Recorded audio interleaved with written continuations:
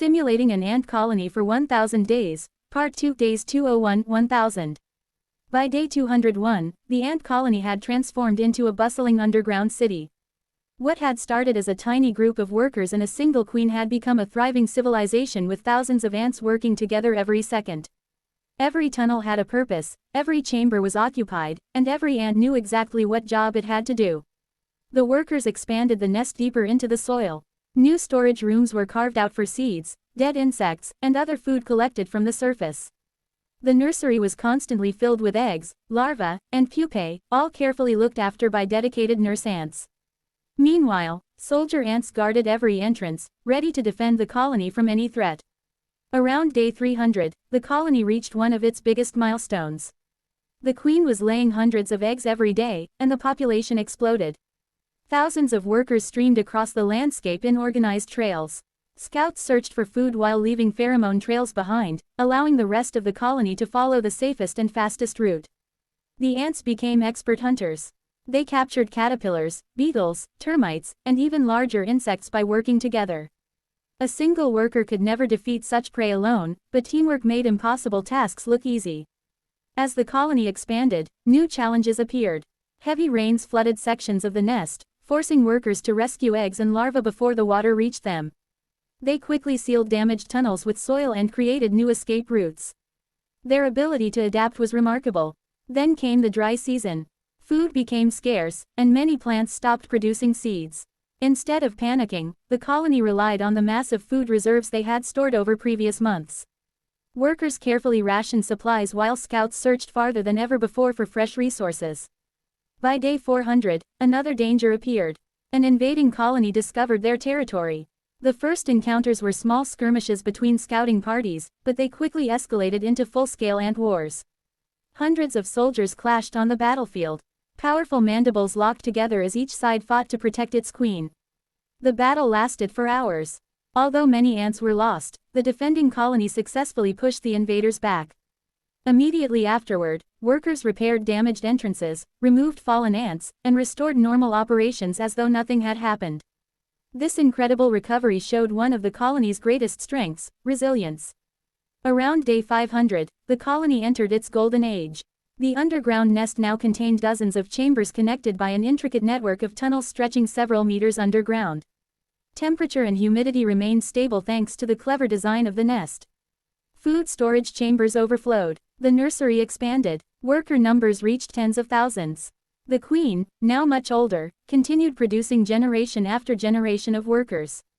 One fascinating behavior became more obvious during this period.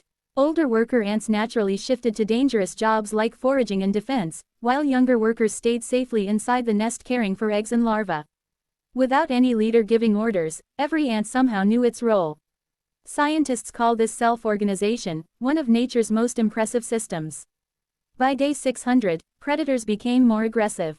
Spiders waited near entrances. Lizards hunted foraging lines. Birds swooped down to capture workers carrying food. Yet the colony adapted every single time. Scouts changed their travel routes. Workers traveled during cooler hours. Multiple trails spread out instead of using a single vulnerable path. These small adjustments greatly improved survival. As the colony matured, something extraordinary happened. Winged males and future queens began appearing. These reproductive ants were raised only when the colony had enough resources to support expansion. Unlike ordinary workers, these ants would eventually leave the nest forever. When the weather conditions became perfect, thousands of winged ants emerged during a spectacular nuptial flight. The sky filled with flying ants. After mating, the males died. The newly fertilized queens landed, removed their wings, searched for suitable locations, and began digging tiny chambers where entirely new colonies would someday grow.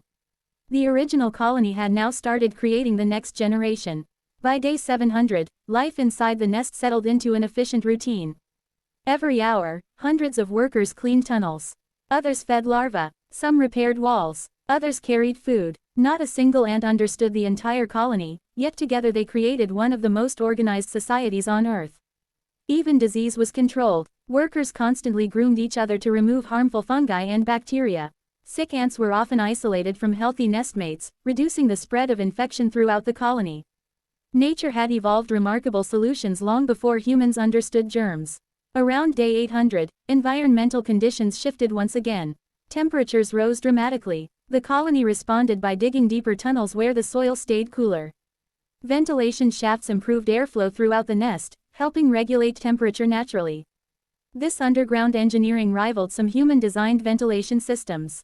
By day 900, the queen had become the heart of an enormous empire. Although she rarely moved, her presence held the colony together through chemical signals called pheromones. Every worker responded to these invisible messages without hesitation. The colony functioned almost like a single living organism instead of thousands of separate insects. Finally, day 1000 arrived. The transformation was astonishing. From one queen and a handful of workers had emerged a vast underground civilization.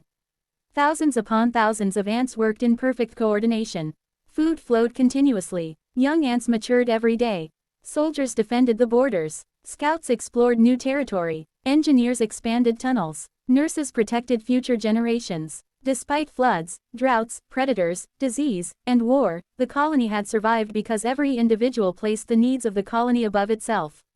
The simulation revealed one powerful lesson. Success in nature isn't always about strength or intelligence alone. Sometimes the greatest advantage comes from cooperation, communication, and persistence.